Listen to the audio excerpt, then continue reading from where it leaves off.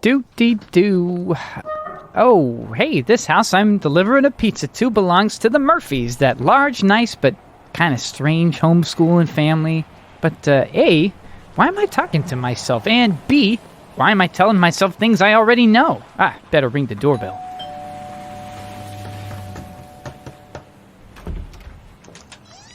Pizza delivery. Oh, hi, Mary Elizabeth. Mr. Oliver. Oh, you can just call me Ollie. Ollie, that's what I meant, Ollie. And you can forget the mister, because we're what, 3 years apart? I only turned 18 this summer. Yeah? Yeah, it was really cool. And my father says that now a young man may seek my hand.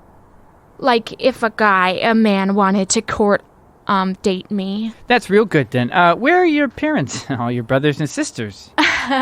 Oh, them. They're not here. Mom took the younger kids to the city museum, and I graduated high school this summer and turned 18. So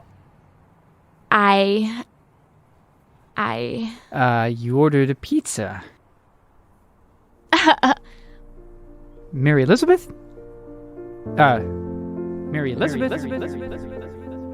It's a truth universally acknowledged that a family in possession of hunger must be in want of a pizza. And hard I pressed my horses from the village to deliver it to you. But more's the pity. I've ripped my shirt on the carriage, exposing my person to the bitter rain. And being caught in the rain causes a person to be deathly ill for weeks at a time. It's always happening. Mostly to beautiful young ladies, though, isn't it? In this case, to a man. But never fear. I shall nurse you back to health over the space of weeks inside our humble abode as soon as my parents get back home, since that's my dad's rule, even though I am in fact 18. But also we have to maintain social conventions even as we poor Murphys do our best to help a handsome young aristocrat such as yourself. But if I, a gentleman, should be nursed by a lady of lower standing, especially a vibrant flower of maidenhood such as yourself, who would be surprised if love were to follow? Love, you say? You have bewitched me, body and soul. Oh, Oliver. But let's not touch, or kiss, or even look at each other, or spend any time together, unless we're on a walk and someone is either ahead of us or behind us, or we're in a drawing room with other people. Obviously, our passion will grow best in the soil of rigid class distinctions and arbitrary rules. Oh, Oliver. Mary Elizabeth, are you feeling all right? Are you feeling all right? You look a little pale. If you wait until my family gets home, you could come in and I could nurse you back to health over the... Nurse me back to what? Daddy says I shouldn't let any man in the house while I'm home alone, which is a good rule, and I totally support it. It's like in Jane Austen novels. There's a code of conduct between a girl, a woman like me, and a man. I have a pizza for you. You ordered it. And I'm sorry, but I honestly think a lot of you gals read Jane Austen just to live in a fantasy world. You do? Sure, you like all the trappings of carriages and balls and weird formal etiquette and stuff. Yeah, so totally dumb. No, I mean, it's okay. It's just not my kind Jane Austen was the worst! Ha ha, I hate her. I mean, I don't know if I go that far. I just, personally, I like to read something a little more dynamic, a little more wuthering. What's that, my love? I said these heights are certainly very wuthering. Wuthering enough for you to spend countless hours brooding in the mist and fog. Yes, I think they'll do for that. But why do you brood, good sir? I cannot be silent anymore. My soul is torn asunder by this accursed quietude. My lips must speak. I love you. I want you. I need you. And yet you cannot have me. Why not? Because my father is in debt and things, or I was betrothed in a different foolish engagement and such, or you're already married to a crazy invalid, or something. Alas! Our stars are crossed one way or another. And so, even though you're a dark, brooding, Byronic man given to socially unacceptable expressions of passion, you must pine over me, yet resist me. Which is really, if you think about it, way more romantic than if you could just have me. But overcome by my passion, I will kiss you in the rain. You mustn't! I must! Well, okay. But then you must rip yourself away from me and totally not do anything else. Just like a man in passionate true love. It's true, men in passionate true love always know exactly how far to go when women are throwing themselves at them. So, come to me, my dear, but not too much. Let me hold you close, but not for too long. Enough to make you feel wanted and pursued, but without subjecting you to any scary male realities. Just the right amount. It's more romantic that way. So romantic. Mary Elizabeth? I love you, Oliver. What? I said I love olives. Really, my whole family. We love olives. Yeah, next time you should totally order those. That'll be $13.50, by the way. It was right what you said about Jane Austen, by the way. I totally kind of like her novels, but also totally not.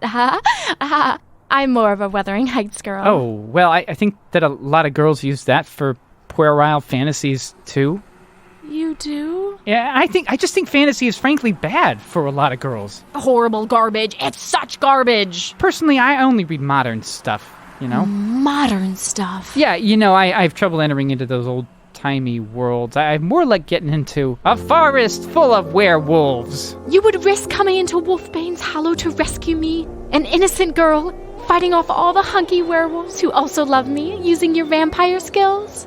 Did you say husky or hunky just now? They're both true. Not that I notice or care about such things. I'm all about the soul of the vampire. Or werewolf. Which is why I love you and why I've come to rescue you, because I cannot leave you to die, and yet as a vampire I can't love you, really, and I condemn you to the same eternal fate as I! So you'll just have to obsess over me constantly? Oh, yeah, I totally do. Because even though I'm an uncool homeschool girl with a figure some would call gawky... To me, you're more beautiful than Aphrodite or Helen of Troy. References I get thanks to my classical education. Also, you're super modest, which is cool, and totally not lame. I know you want to kiss me now, but you have to promise not to try anything else. I will deny myself. Out of love! But it will be agony. I'll be so jealous for your love. But I, a gawky homeschool girl, do not wish you to feel agony or jealousy. On a totally unrelated note, the hunky werewolf totally loves me too. I'll kill him! You only belong to me! Mary Elizabeth, are you... I'm sorry, Oliver. What did you say? I said another book series I don't like is Twilight. You don't? Yeah, I don't even like it when people make fun of it. I mean, come on, get a fresher target for your satire. We were never allowed to read Twilight, and I totally haven't. My friend never loaned them to me. I never read them with a flashlight after bedtime, and I certainly never gave them to my younger sisters. What a bunch of stupid trash! Right. So, are you... Yes, Oliver? Gonna pay for this pizza? Oh, yeah, let's see. The pizza. And speaking of pizza, what do you think I should read? What should I read? You can read whatever you want, Mary Elizabeth. I want to read what you want me to read. What? I want to read the book that is called What You Want Me to Read. That's its name. It's cool. It's the name of the book, but it's really cool and modern and not like that stuff with vampires. That would be so stupid. I really only read things to improve my mind, you know. Improve your mind? Did you finish copying those transcripts, my dear? Yes, my darling. And although my woman brain could not comprehend the French, German, Italian, and Latin, it was enough to know that I was assisting you in your research to cure disease. Yes, dash it all. I'm almost to the bottom of disease. If I can cure it, it'll revolutionize science and the world. Do you want supper in the dining room of our steampunk blimp? No, darling. The only food I need is my love. Oh, darling. Mary Elizabeth? Hello? You know what? It's a little scary when you go all glassy-eyed and stare into space. What were you thinking of that time? Love. Steampunk. Blimp. Yeah, I mean, I'm all for love, but those other two things count me out. I just like normal, practical things. Normal, practical things? I'm really a pretty normal, practical guy. Nothing is happening, my dear. That's right, my love. It's just another normal day here in Normalsburg. The normalest town in the USA. Actually, it's not called Normalsburg, because that would be weird. No, It's just called Smithington. Such a boring, normal name, and here in Smithington we do normal things. Practical things. The only impractical thing is our love. 'Cause I'm a robot dragon. And I'm a lonely elf princess. You know what? You're doing it again. I'm leaving. But, robot dragon? Come again? Don't you think even in normal Smithington some fantasy is necessary? I don't really know what you're talking about, Mary Elizabeth, and frankly, first, I don't like fantasy of any kind. And second, this whole interaction has been uncomfortable and disturbing, and anyway, I'll see you around, maybe. You can keep the pizza. Goodbye, Oliver.